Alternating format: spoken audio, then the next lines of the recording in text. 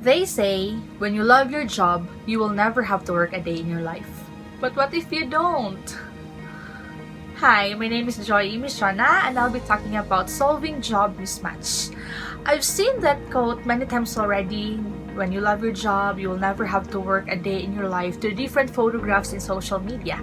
Yes, a lot of people are using that one as a caption to their photo. And it seems that those people who used it are really enjoying the job that they have. So according to the Department of Labor and Employment Philippines, that it may be pleasing to hear that there are more than 100,000 jobs available to date, yet it cannot be denied that the numbers are still increasing when it comes to unemployment, underemployment, or landing jobs that do not optimize use of skills. The reason? C words: job mismatch. Job mismatch cases are everywhere, so common among today's workforce. Hence, more and more employees are become restless and frustrated with their current jobs and career path. Before I'm going to talk about solving job mismatch, the very reason of this video, I would like to discuss a little about what causes job mismatch. According to career experts, here are some of the top reasons why job mismatch issue remains controversial up to this very day. Okay, first is wrong choice of college course. Either strong parental influence in decision making or taking a course pertaining to a job that is in and not that it interests you. That's a very common thing. Your parents were the ones who chose your course. For instance, they are both educators and they wanted you to follow their footsteps. That's why they urged you to enroll in education. That's a very common thing in Philippines. What else? Back then, if you are going to look back, there were a lot of students who prefer nursing because there's a big demand of nurses abroad. So we can't deny that those things are still happening up to today. Next is being too money driven, applying for jobs that offers an above average compensation packages like those based abroad, despite not possessing the necessary skills. Doing everything to earn for a living, there's nothing wrong with that one. There's nothing wrong with that one. What I'm just trying to say is that could be a reason for a job mismatch. Being too choosy as well. Sometimes job seekers unreasonably set demands when looking for a job, even if his or her qualification did not meet to the kind of job he or she is seeking. The next one here is being too practical. Okay, I would like to make myself clear here that there is nothing wrong about being practical in life. I actually like those people who are practical.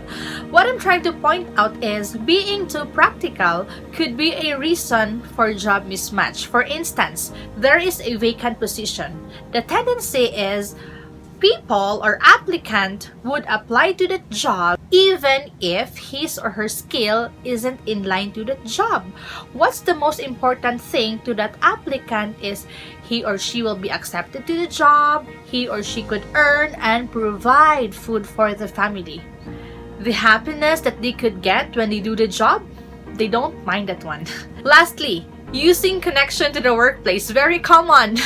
A lot of people are using their connections so that they could apply for a job. For example, their cousins or their relatives is having a high position on a certain company or in that certain agency, and they would actually use that connection so that they will be able to be filled in that vacant position. Then what's the ending? Those people who are really fit in that job would end up being victim of job mismatch. Those are very common issues. There are still a lot of reasons why people are experiencing job mismatch, but I would only focus on those because that's not really the reason of my talk this morning. Okay, solving job mismatch is something that we should all take part of. This is not just for the government to solve, but for everyone who's part of the labor force and who could guide the next generations to have roles to play in reducing and if possibly eliminating the job mismatch once and for all. The question now is, what are the possible solutions to that ongoing problem, the job mismatch problem? Before you can choose the right career, you need to assess yourself first. You need to know your values, your skills, your attitudes, those things.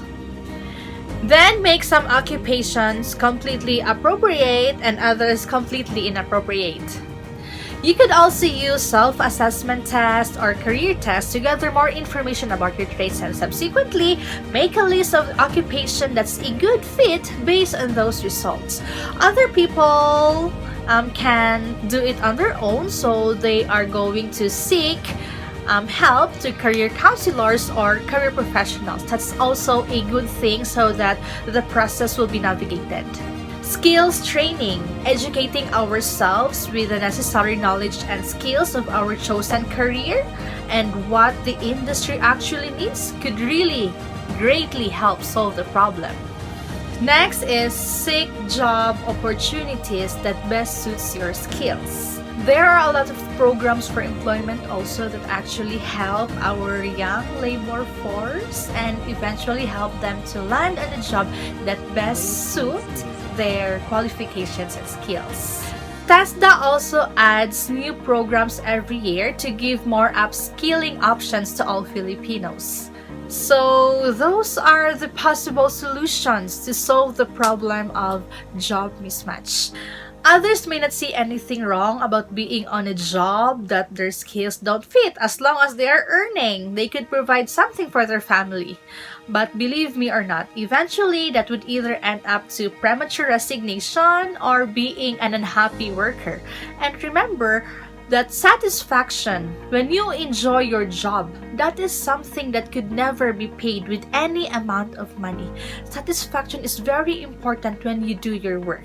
So thank you so much for watching. I hope you enjoyed the video. You've learned something about the video. Once again, this is Miss Mishana. Thank you so much.